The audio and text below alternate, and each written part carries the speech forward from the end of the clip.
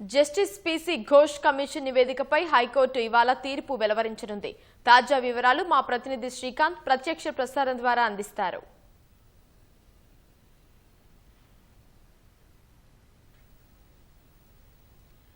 ప్రభుత్వము కాళేశ్వరం ప్రాజెక్టు పైన అంటే వాస్తవ పరిస్థితి తెలియజేయాలని చెప్పి కూడా జస్టిస్ పీసీ ఘోష్ కమిషన్ ఏర్పాటు చేసింది. జస్టిస్ పీసీ ఘోష్ కమిషన్ మొత్తం విచారణ నిర్వహించి ప్రభుత్వానికి నివేదిక సమర్పించింది. ఆ నివేదికలో పలు అంశాలు కూడా ఉన్నాయి.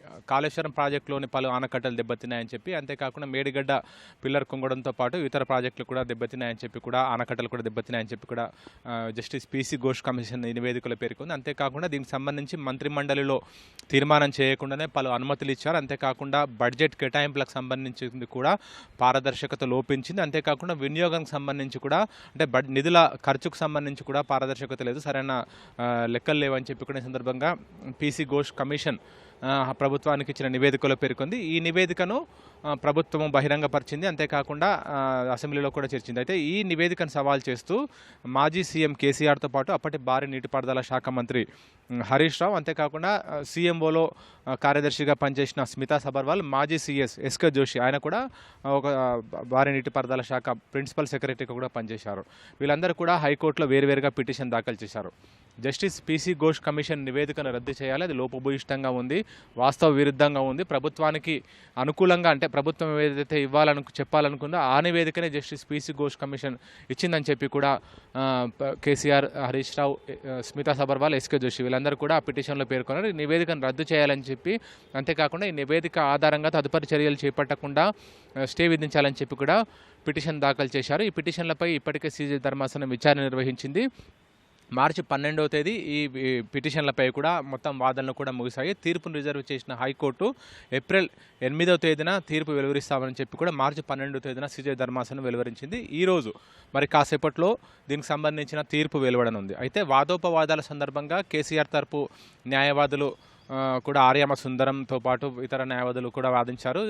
ఎస్కే జోషితో పాటు స్మితా సబర్వాల్కి సంబంధించిన మాజీ మంత్రి హరీష్ రావు తరపున న్యాయవాదులు కూడా వాదించారు. ఆర్యామ సుందరం, ఈ రామచంద్రరావు వీళ్ళంతా కూడా వాదనలు వినిపించారు. వాళ్ళంతా కూడా ఇదే అంశాలు చెప్పారు. జస్టిస్ పీసీ ఘోష్ కమిషన్ జారీ చేసిన నోటీసులు చట్టబద్ధంగా లేవని చెప్పి ఇక్కడ సందర్భంగా వాదనలు వినిపించారు. సాక్షిగా పిలిచారు, కానీ నిందితుడిగా అందులో పేర్కొన్నారు. ఇది కరెక్ట్ కాదని చెప్పి కూడా తమ వాదనలు, అంటే సాధారణంగా మొత్తం ఈ విచారణ వీళ్ళు ఇచ్చిన వాంగ్మూలం ప్రకారము ఇతర వ్యక్తులు, అంటే మొత్తం వాళ్ళ ప్రశ్నించిన అందరినీ ముగిశాక తిరిగి క్రాస్ ఎగ్జామినేషన్ చేసే అవకాశం కూడా కల్పించాలి. అది ఎక్కడ కూడా కల్పించలేదు. అంతేకాకుండా వీళ్ళని ప్రశ్నించిన ఈ నివేదిక మొత్తం కూడా లోపభూయిష్టంగా ఉంది. కాళేశ్వరం ప్రాజెక్టు మొత్తాన్ని కూడా మొత్తం లోపభూయిష్టంగా చూపిస్తున్నారు. అది తప్పు. కేవలం మేడిగడ్డ జలాశయంలో ఒక పిల్లర్ మాత్రమే కుంగిపోయింది, కానీ మొత్తం కాళేశ్వరం ప్రాజెక్టు అంతా కూడా మొత్తం బాగా పాడైపోయింది, అంటే మొత్తం దెబ్బతిందనే విధంగా కూడా జస్టిస్ పీసీ ఘోష్ కమిషన్ నివేదిక సమర్పించింది. ఇదంతా కూడా వాస్తవ విరుద్ధం. కాళేశ్వరం కమిషన్ ప్రపంచంలోనే అతి మంచిదైన ప్రాజెక్టులో ఇదొకటి అని చెప్పి ఇక్కడ సందర్భంగా పిటిషన్ తరపు న్యాయవాదులు వాదన వినిపించారు. కాళేశ్వరం ప్రాజెక్టు పూర్తయిన తర్వాత తెలంగాణ రాష్ట్రంలో సాగు విస్తీర్ణం కూడా పెరిగింది, అది నివేదికలు కూడా చెప్తున్నాయి అని కూడా ఈ సందర్భంగా పిటిషనర్ తరపు న్యాయవాదులు కేసీఆర్, హరీష్ రావు, స్మితా సబర్వాల్, ఎస్కే జోషి తరపుల న్యాయవాదులను వాదన వినిపించారు. ప్రభుత్వం తరపున సుప్రీంకోర్టు సీనియర్ న్యాయవాది అభిషేక్ సింఘ్వితో పాటు అడ్వకేట్ జనరల్ వాదించారు. అంతేకాకుండా పీసీ ఘోష్ కమిషన్ తరపున సీనియర్ న్యాయవాది నిరంజన్ రెడ్డి కూడా వాదన వినిపించారు. వాళ్ళంతా కూడా జస్టిస్ పీసీ ఘోష్ కమిషన్ను ప్రజాధనం వినియోగమైందనే వార్తలు రావడంతో ఆ మేరకు ప్రభుత్వం జస్టిస్ పీసీ ఘోష్ కమిషన్ నివేదికను పీసీ ఘోష్ కమిషన్ ఏర్పాటు చేసింది. చట్ట ప్రకారమే కమిషన్ ఏర్పాటు చేసింది. కమిషన్ కూడా మొత్తం అన్ని వివరాలను పరిగణలోకి తీసుకుని, అంటే మంత్రిమండలి తీర్మానాలు, అంతేకాకుండా వాళ్ళని ప్రశ్నించిన తర్వాత పూర్తిగా నివేదిక రూపొందించింది. ఇదంతా కూడా సరిగ్గానే ఉంది.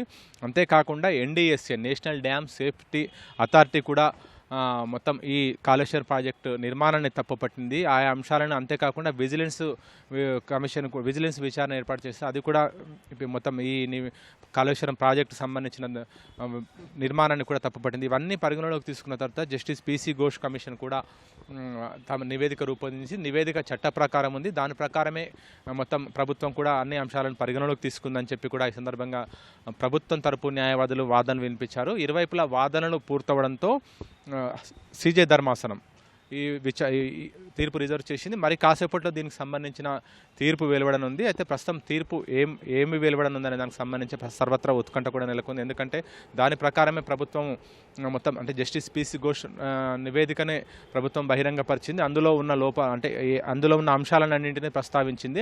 అయితే ఈ సందర్భంగా వాదనల సందర్భంగా కేసీఆర్ హరీష్ రావు తరపు న్యాయవాదులు ఇది కూడా ప్రస్తావించారు. కేవలం కేసీఆర్ని హరీష్ రావును రాజకీయంగా దెబ్బతీయాలనే ఉద్దేశంతో రాజకీయంగా మొత్తం దుష్ప్రచారం చేయాలనే ఉద్దేశంతోనే జస్టిస్ బీసీ ఘోష్ కమిషన్ను ఉపయోగించుకున్నారు.